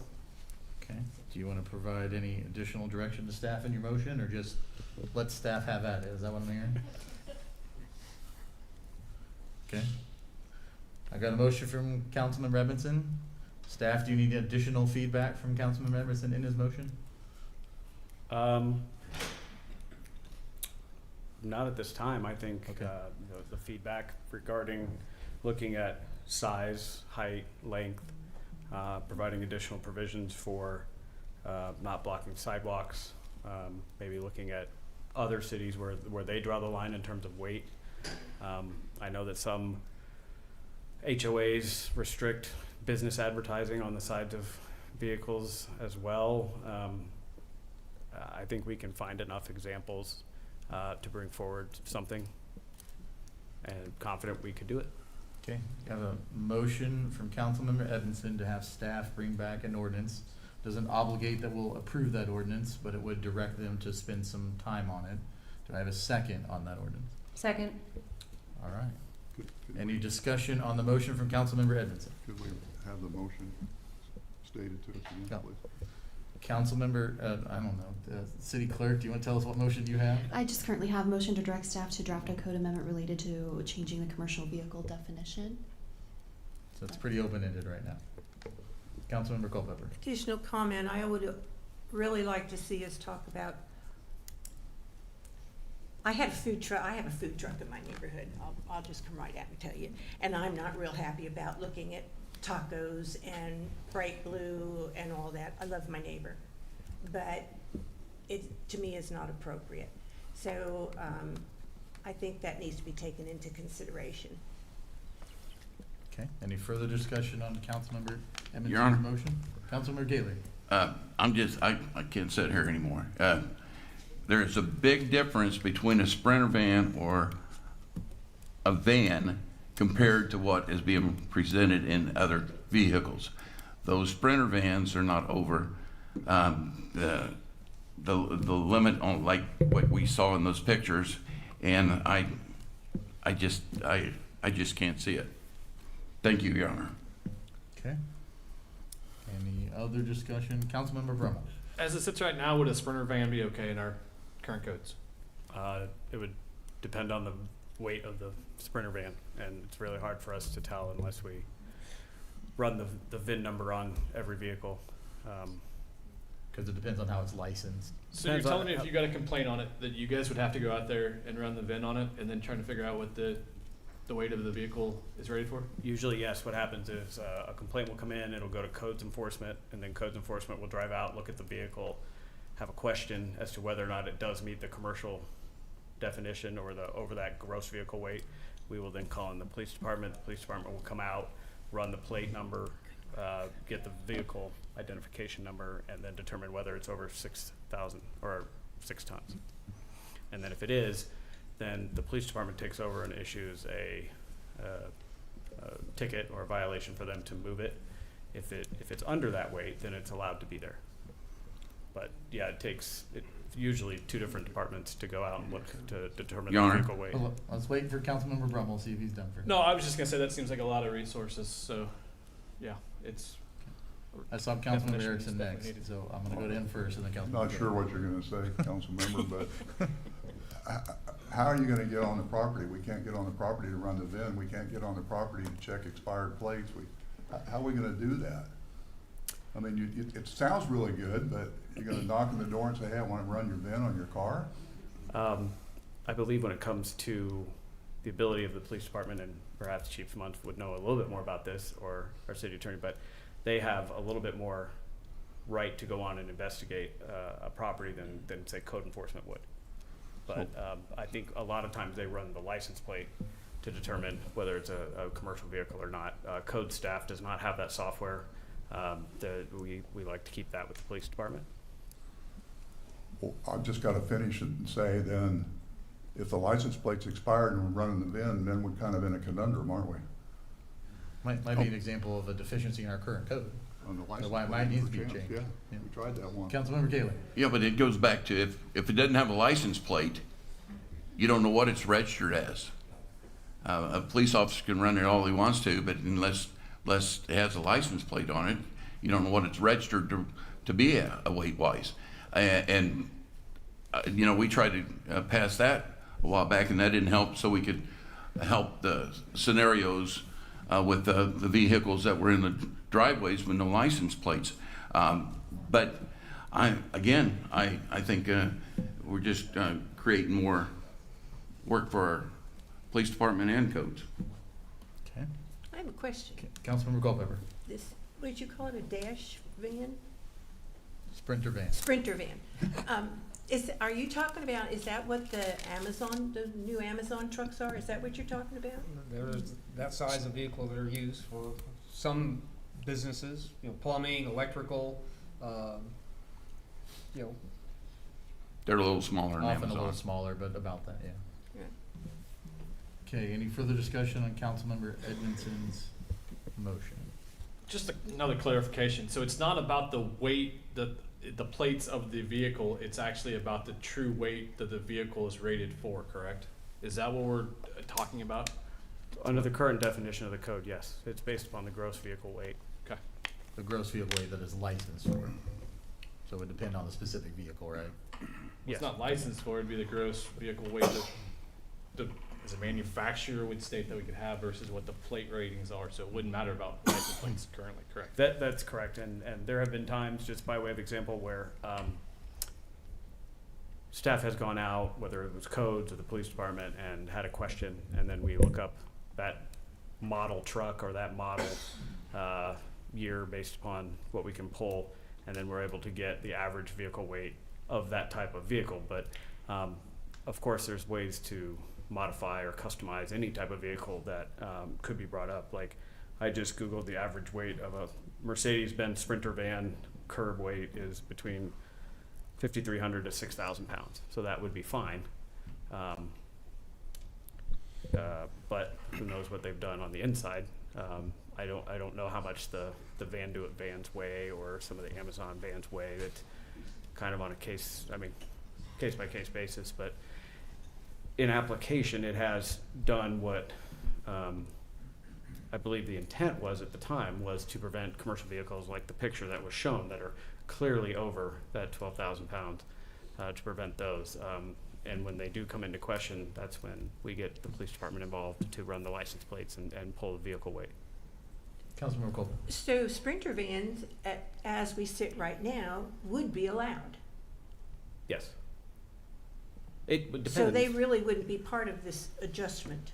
Yeah, I looked it up too. The 3,500 though has a max available poundage of 15,000. So Okay. there is a version of it that could be higher. Yeah, certainly Yeah. could be. And there are certain vehicles that, just by the very nature of what they do, are heavier for their intended purpose than a similar sized vehicle, just because they need to have that weight. But Well, as you say, you can continue to add equipment onto something, which would increase. I mean, if you put a winch or something on it, I'm assuming it would affect the weight. yes. Okay, a lot of discussion, have a motion and a second. This is just a voice vote to direct staff to bring back an ordinance related to commercial vehicle definition. All in favor, actually, let's just roll call this. Councilmember Culpepper, Of course. Yes. Kaler, No. Tholen, Yes. Brummel, Yes. Erickson, No. Edmondson, Yes. Mayor Levisay. Yes, Motion carries. motion carries. All right, we will look forward to staff bringing something back at a future council meeting. Next item is item 15, discussion regarding backyard hens. Councilmember Culpepper and Grummel are leading this discussion. Who is kicking us off? You want to lead it off? You want the new guy to do it? Councilmember Brumman. Basically, what we're looking to do is bring back the ordinance from November with a few different restrictions of having some sort of licensing and permitting fee, or not even fee, but more of having a permit so that we know what's coming down the pipe as far as making sure that the coops and everything are in the right locations, making sure, that before the chickens or the hens come into town, that we actually know where they're gonna be, and so someone doesn't put something up and then have to tear it down or move it because it didn't follow our ordinance. So it's that, and then lowering the height from 10 feet down to 8 feet were the two changes that we were kind of wanting to make. Okay. Councilmember Culpepper, do you have anything to add? Well, there were a couple of things that I wanted to emphasize. We were looking at the Lee Summit ordinance, which we've looked at before. In it, it does say that it's single residential properties. I don't know if we have to itemize the fact that this does not include multifamily or townhome or duplexes, commercial. Does this cover it? We could write it however council directs us to, but as it's been written, the last two times it's been brought, it applied to single-family detached houses only. Okay. And would not apply to duplexes or threeplexes or anything like that. It would just be a home where there was only one lot on it. Well, I or know one house that we on it. looked at referred to zoning. Yeah. But what I'm looking at here just says single residential properties, and I want to make sure that we are very clear on our expectations. Okay. The other thing, non-commercial use, which is fine, and I'm wondering if we need to itemize the fact that we're not selling these eggs. We talk about you can't butcher and you can't raise and get more chicks. You can't, those kind of things. But I wonder if we need to actually point out part of non-commercial means you're not selling eggs.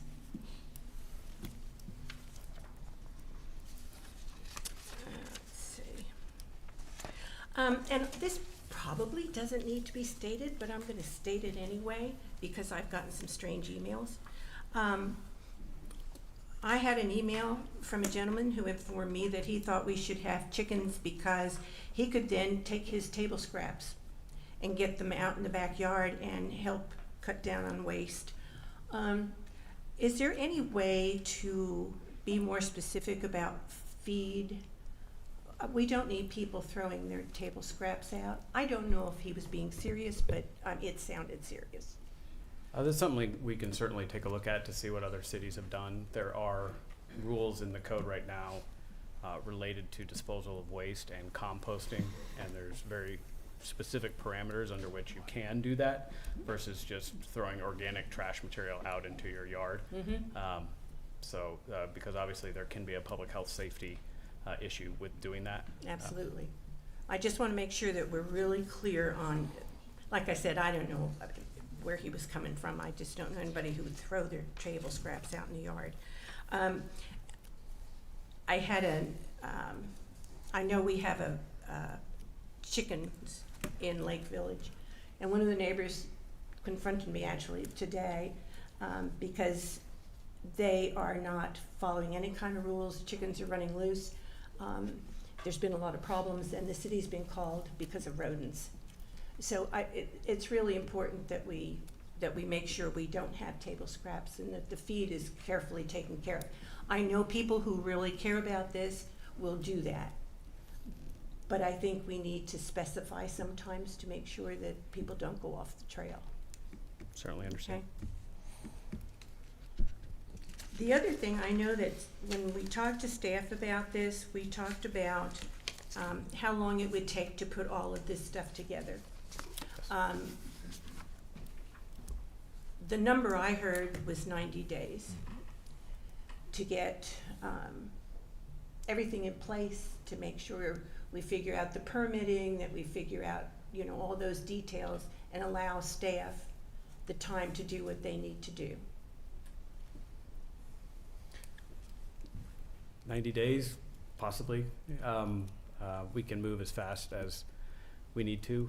It would take coordination with community development, codes, the police department, animal control, about how we would go about setting up our online permitting system to allow for this, setting up the process for, as indicated in the document, any inspection, what happens if there is an issue. Is it a code compliance issue, or is it a animal control issue? Having all those internal discussions, I think 90 days would not only give staff enough time to do it and draft the regulations, have those internal discussions, bring them back before you under our normal council process, but also give the residents enough time to prepare for the change as well. Right. I mean, I don't want to talk about this anymore. I'm done with chickens. I'm done with the conversation of chickens. I'm done with this. I want to get this done, but I also want to be respectful of staff's time. So maybe just leave maybe it up to 120 staff days to as give written us. in the document. 90 to 120 days, depending on other priorities given to staff. If you want to make a specific motion, you can do that if we get to that point. Otherwise, it'd be up to staff, yeah. Well, I mean, I'm happy to leave it to staff, but I want to make sure that we, I don't want to say, hey, I want to see this tomorrow, because that wouldn't be fair to staff. And I want to make sure that we do it right. I want to see this happen, but I want to see it happen correctly. Okay, we're still in the discussion phase of this. You've heard Councilmember Brummel and Culpepper. Is there any other discussion before we move on to a motion, if there is one?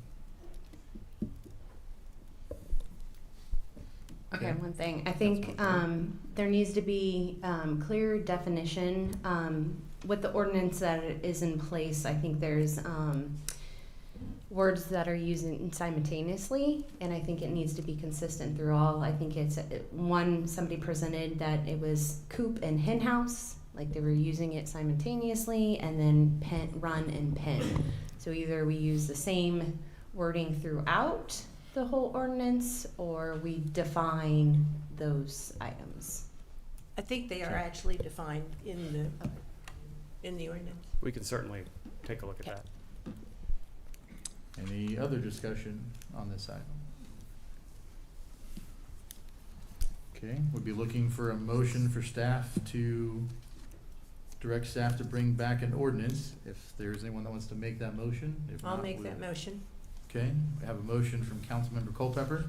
Councilmember Culpepper, do you want to give any additional details to staff of what type of ordinance they should prepare? No, I think I covered that in my comments. Okay, based on the comments you gave. Yes, thank you. So have a motion from Councilmember Culpepper to have staff prepare an ordinance regarding backyard hens with the items that she discussed. I have those as lower. And Councilman Brummel's also. Councilmember Rommel. Have those as lowering the height of the coop, additions of permitting, clarifying non-commercial use, clarifying disposal of waste, and the potential of whatever time frame staff needs to consider. Anything else that I missed, Councilmember Culpepper? Don't think so, thank you. Okay, I have a motion from Councilmember Culpepper. Do I have a second? Second. I have a second from Councilmember Brummel. Is there any discussion on Councilmember Culpepper's motion? I just have one question. Mike, do you need anything else from us, or you got pretty clear direction on what we're kind of looking for? I think based upon the direction provided tonight, as well as what was contained in the council information form, essentially taking the Lee Summit ordinance, adding it to be for hens to allow for ducks. Yes. And then lowering the height of the hen or coop to 8 feet, requiring an annual permitting and inspection, similar to those in the recently passed requirements or ordinance by the city of Pleasant Hill, Missouri. And then also making an effective date of the ordinance either 90 to 120 days after passage. Once we bring the ordinance back to you, that there's 90 to 120 days. And our research and working with other cities and talking to them about how long it does take to kind of build this system in order to do this the right way, would be able to give us that clarification. So I think I have enough. Well, and as I said, we're not stuck on 90 to 120 days, but 90 days was the number that we were given by staff at some point in time, and if we shorten it, fine, but I want to make sure that staff has what they need. So to clarify that though, it's not gonna be necessarily 90 to 100 days before staff would present an ordinance, but there would be 90 to 120 days or longer for staff to implement it if it were to pass. Yeah, staff, it'll take us a few weeks to draft the ordinance, to get it on the council schedule, and to bring it back before the council for a vote. And then once that ordinance, if it were to pass, we would have an effective date of 90 or whatever day after the effective date of that ordinance. So theoretically, an ordinance could be before the council in the next couple of months, couple of meetings, Yes. and then you would have an effective date of 90 days after that. Yes. Okay. All right. Any other questions or discussion on Councilmember Culpepper's motion? Okay, then let's go ahead and roll call this one as well. Councilmember Kaler, No. Tholen, Aye. Rummel, Aye. Erickson, No. Edmondson, Aye. Culpepper, Aye. Mayor Levisay. Aye. Motion carries. All right, I do have, next on the agenda is visitors. I do have 3 speaker appearance forms. Looks like items related to the discussions that we just completed. First one I have is from Dakota Duffy regarding commercial vehicle parking. So we've directed staff to bring us back an ordinance. You can come on up, Dakota. Where we are now, we've directed staff to bring us back an ordinance. We don't have that ordinance yet, but it seems like you might have some additional comments. So you got 3 minutes to tell us what you're thinking. Gotcha. So something with this, from my understanding, it was for vehicles licensed at 12,000 pounds, not like the actual weight of the vehicle or the manufacturer's gross weight.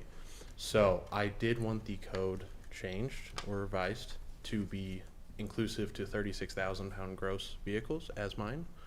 That is to just cover all service trucks of that size. Whether it be mechanic service trucks, utility trucks, bucket trucks. I do understand where there is a concern, right, for the right of way of the sidewalk. And obviously I'm getting close to the sidewalk as seen in the picture. But this is something that is a luxury of the work that I do, that I'm able to save money and, put more money elsewhere in my life by having the truck to bring home. I don't have to have a second vehicle per se. Bring this truck home. I also don't have a safe place to park it besides work, as in like if we implemented, parking them in the normal commercial zones around town, like the semi-truck parking lots, only because the value of the tools inside is actually worth more than my house. So that is something that I would not like to leave anywhere truthfully unattended. Also something I do understand where there could be a discussion of unsightliness. However, this is something that I feel is more of a personal opinion, as it is maybe a community discussion guideline. It's the way that I make my living, and I've lived in Blue Springs since 2005, almost all my life. And it was a community I would like to not leave. And given what the discussion brought up about possibly implementing the height, the weight rules, it would still exclude trucks of this size and people in the community that also, drive trucks. I'm not the only one in Blue Springs that has one of these. So I'd like to bring, more discussion or more attention to it and being more inclusive and trying to help keep people like myself in the community, right, instead of excluding us, and then we would have to find somewhere outside of Blue Springs and apparently a lot of other Jackson County cities and residences. So if there is more thought that can be put towards it, I do understand both sides of this discussion, right? I don't want to bring forth people doing business at home. That is not my intention. I just want to be able to bring that truck home and park it in my driveway at night and then leave in the morning. I would also like to add, I'm not like louder or more obstructive than a trash truck, a school bus, and those are all services we need. And the services I provide to a lot of our contractors in town, I'd like to be able to keep doing that, so we keep those businesses in our community as well. All right, thank you for your time. Yes, sir. Next, I have a speaker appearance form from Jennifer Irie regarding backyard hens. Jennifer, are you here? So again, where we are currently, we've instructed staff to bring back an ordinance. We don't have that yet, but you got some additional comments. You have 3 minutes to tell us what you think. I just wanted to thank you guys for bringing it up again. I did have a couple of clarifications that I would like to make. There were, the Lee Summit ordinance does leave some holes that I think need to be filled. Basically, it doesn't define the size of the run. That is not defined in the Lee Summit ordinance anywhere. And I do think that needs to be defined. Really, 2 square foot minimum for a full-size hen is not an appropriate amount. 4 square foot is what is typically recommended as a minimum, but would just recommend looking at publications for what the minimums are required.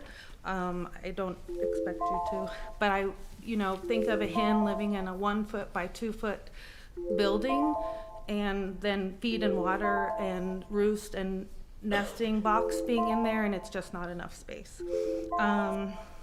So we want to create a space that have a humane living environment and that people can maintain properly as well.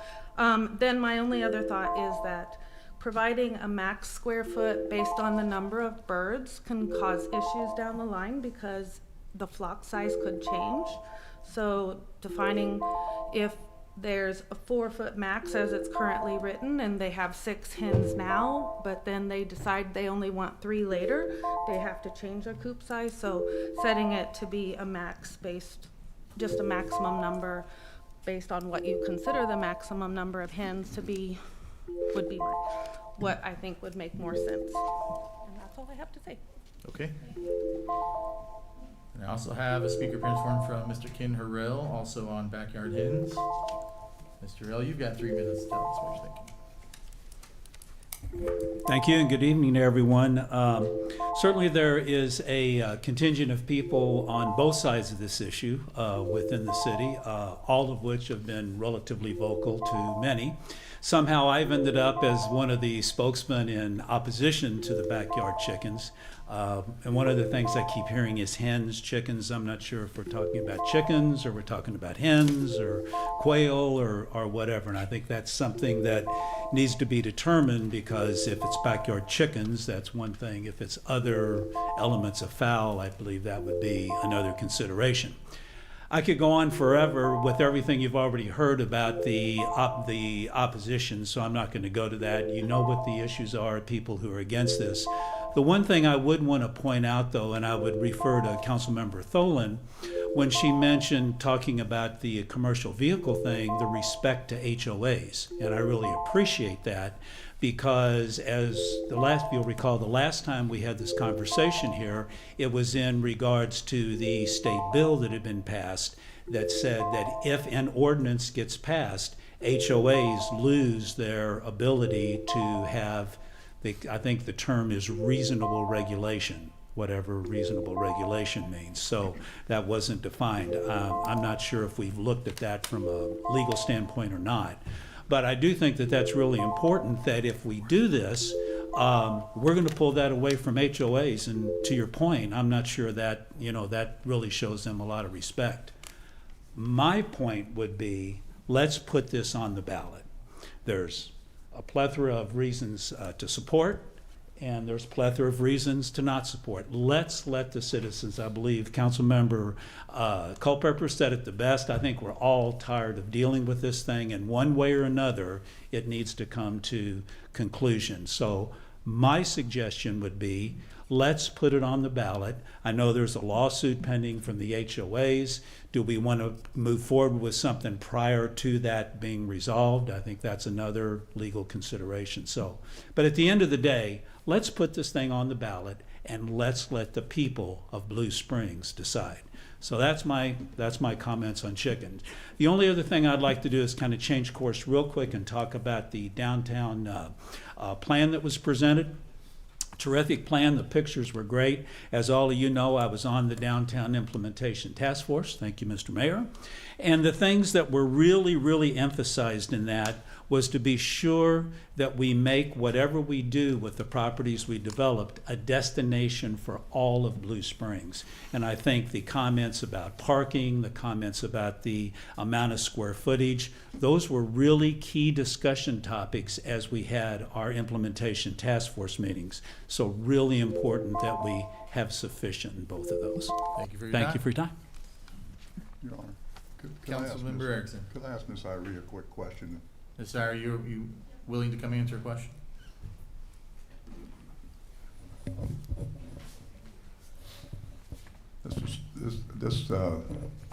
You mentioned the run. Did you not mean the coop? No, I meant the run.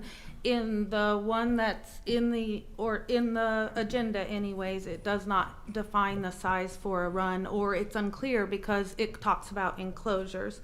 It looks like 2 square foot minimum, 4 square foot maximum for the coop is the way that I read Okay. it, but does not define the run size at all. Okay, so I thought the run could be the whole backyard, but you don't see it clearly in what? No, because it does say that it has to be inside a fenced enclosure that is fully covered. So that would be what, and in the definitions, it says that the run is the fenced enclosure that would be fully enclosed. It's confusing because it says coop for the definitions, but then changes to hen house inside the text and says run in the definitions, but changes to pen inside the text. So those things are confusing, which I think will cause some issues for enforcing things later and that sort of stuff. I appreciate that, and it is confusing, so Yeah. I'll have to double check on that. Thank you. Thank you. Thank you, Ms. Sire. All right, with that, I move on to council member comments. Is there any council members have anything to add this evening? Councilmember Culpepper. I just want to say, with all this chickens, no chickens, and all that we've gone through, and I know the HOA issue keeps getting booted back and booted back. I went back through some records because I was trying to get our new councilman up to speed on what had happened, and I went all the way back to 2015 when we started dealing with this. So it's been a while. It's been a while. Yeah. Any other council member comments? Councilmember Edmondson, did you have one? I do. Okay. Go ahead. Councilmember Brown, will you go first? I just wanted to thank everybody. I mean, all your guys' input has been helpful on both these issues and just getting up to speed on things, and then also just being able to learn more, and then everybody to have a conversation that we've had tonight. It's very helpful for all of us. As you saw this evening, you have some big shoes to fill, so appreciate you trying to get up to speed here. Is this 2.5 meetings for you now? 3.5? 3. Oh man, you're just jumping in deep. Anybody else? Councilmember comments? Councilman Emerson, you're the. If I may, we have a police officer that's struggling with some cancer, and so the Blue Springs Citizens Police Academy Alumni Association is holding a fundraising bingo at Sandy's Restaurant on March 30th. It starts at 5 o'clock. It includes a taco bar, and I would ask people to come out and help support those that protect us on the street.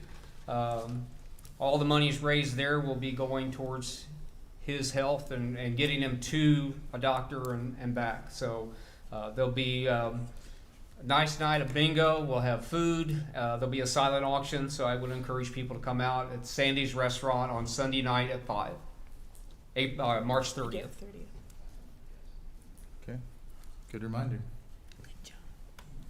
All right, I will just add, with Councilmember Fowler here this evening, I was at the State House last week when he recognized, we also are mourning the passing of Don LaGrasso. He was a state representative from 1990 to 2002, and then after he retired from state representation, he was also our municipal judge here in Blue Springs for about 15 years, from 03 to 2018. So I was unable to make the service this past weekend. Was anybody? Yeah, it was a busy weekend.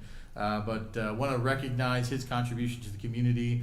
I know him and his family are well known in the community as well. So want to give our condolences and just remember all he did for Blue Springs. A long history of service to the community. So he also, Councilmember Fowler discovered, was the general counsel to the Missouri House of Representatives for about 6 years after he was a state representative. So not only impact here in Blue Springs, but impact in the state of Missouri for quite a number of years. So that is all I have for this evening. With that, I will accept the motion to adjourn. So move. Is there a second? Second. Any discussion? All in favor, aye? Aye. All opposed, no. We are adjourned.